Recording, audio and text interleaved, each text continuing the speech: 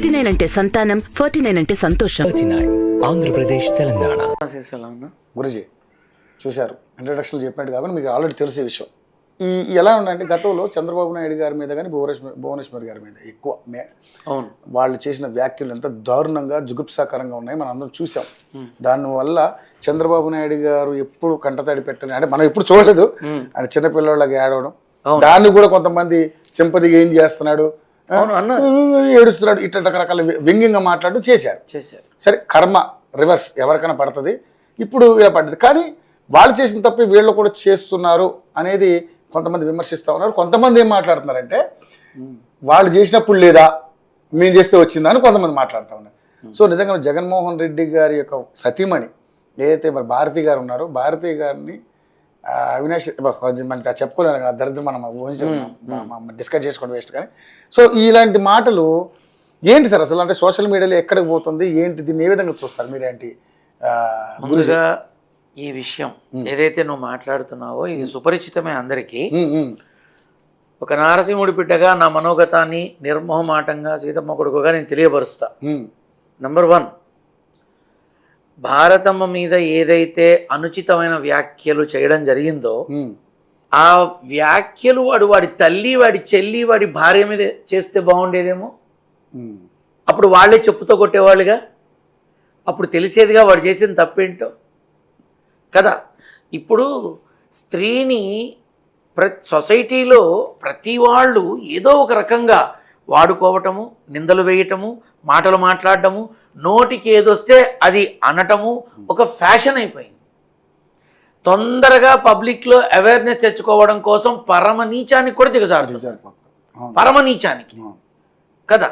So ఇప్పుడు చేప్రోల్ కిరణ్ అనబడేటటువంటి వ్యక్తి ఇవాళ కాదు ఎప్పటి నుంచో ఈ రకమైనటువంటి కొన్ని ఎలిగేషన్స్ అన్ని జరిగాయని, గత ప్రతిపక్షంలో ఉన్నప్పుడైనా అలాంటివి చేశాడని, ఇప్పుడు పాలకపక్షంలో ఉండి ఇలా చేశాడని ఏదైతే మాట్లాడుతున్నాడో, ఒక మనిషి తన ఆలోచన శక్తి నాశనం అయిపోయినప్పుడు చేసేటటువంటి ఇటువంటి నీచపు స్థితి వస్తుంది అని నేను అనుకుంటున్నాను. అండ్ ఇంకొక విషయం ఏంటంటే వైఎస్ భారతమ్మ గారి మీద ఈ రకమైనటువంటి అవాకులు చవాకులు పేల్చిన వాడిని తక్షణమే మన హోమ్ మినిస్టర్ అనితమ్మ, మన చంద్రబాబు నాయుడు గారు, లోకేష్ బాబు గారు ఉక్కు పాదం మోపి వాడిని తీసుకెళ్లి లోపలేశారు. Really hats off, I really hats off. వాళ్ళ యొక్క ఆలోచన ఆచరణ అద్భుతంగా ఉంది. కానీ మరి రోజమ్మ కూడా ఆడదే, విడుదల రజనీ కూడా ఆడదే. మరి నేను చూశాను ఆ మధ్య మన మాజీ ముఖ్యమంత్రిగా ప్రస్తుతం ఉన్నటువంటి మన జగన్మోహన్ రెడ్డిని, వాళ్ళని ఒక మార్ఫింగ్ చేసినటువంటి నీచపు వీడియో ఒకటి చూసా. అలాంటి చాలా ఉన్నాయండి, నీచపు వీడియో చూసా. మరి రోజమ్మ కూడా ఆడదేగా, విడుదల రజనీ కూడా ఆడదేగా. మరి వాళ్ళిద్దరి మధ్య ఆ రకమైన నీచపు ఆ మార్ఫింగ్ వీడియో చేసిన వాడిని ఇప్పటిదాకా ఎందుకు పట్టుకోవాలా? మరి వాళ్ళని కూడా పట్టుకోవాలి, పట్టుకొని కాళ్ళు విరగొట్టాలిగా. వాడు ఎవడైతే ఏంటి? I appreciate TDP government, I appreciate కూటమి గవర్నమెంట్, బికాస్ ఏ స్త్రీ అయినా, ప్రతిపక్షం అయినా, పాలక పక్షం అయినా, ఎవరైనా సరే టీడీపీ కార్యకర్తలు కానీ, నాయకులు కానీ, ఎమ్మెల్యేలు కానీ, మంత్రులు కానీ ఎవరూ కూడా స్త్రీని తక్కువ చేసి మాట్లాడొద్దని ఒక అద్భుతమైన అడుగు వేశారు. మనస్ఫూర్తిగా ఆశీర్వచనం చేస్తున్నా కదా. మరి అటువంటిదే మన జగన్మోహన్ రెడ్డి యొక్క ఒక మార్ఫింగ్ వీడియోలో అటు రోజమ్మని ఇటు విడుదల రజనీని ఇద్దరిని తప్పుగా చూపించారుగా.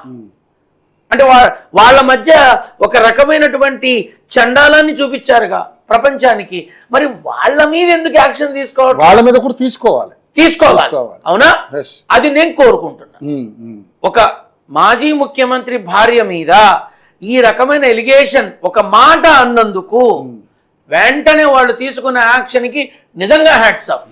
అలాగే మాజీ ముఖ్యమంత్రి, ఓకే, రాజకీయ పరంగా మీకు 190 ఉండొచ్చు, రాజకీయంగా ఏదైనా మాట్లాడుకోండి, పొడుచుకు చావండి, కత్తులతో పొడుచుకు చావండి, నో ప్రాబ్లం. కానీ ఒక మనిషికి సంబంధించిన Personal. వ్యక్తిగతమైన జీవితంలో ఈ రకమైనటువంటి అవాకులు చవాకులు మాట్లాడడం ఒక తప్పు అయితే, ఇలా మార్ఫింగ్ చేసి ఆ స్త్రీల యొక్క గౌరవాన్ని కించపరిచేలాగా ఆ వీడియోలు పెట్టి ఈ పైశాచిక ఆనందం ఏంటి?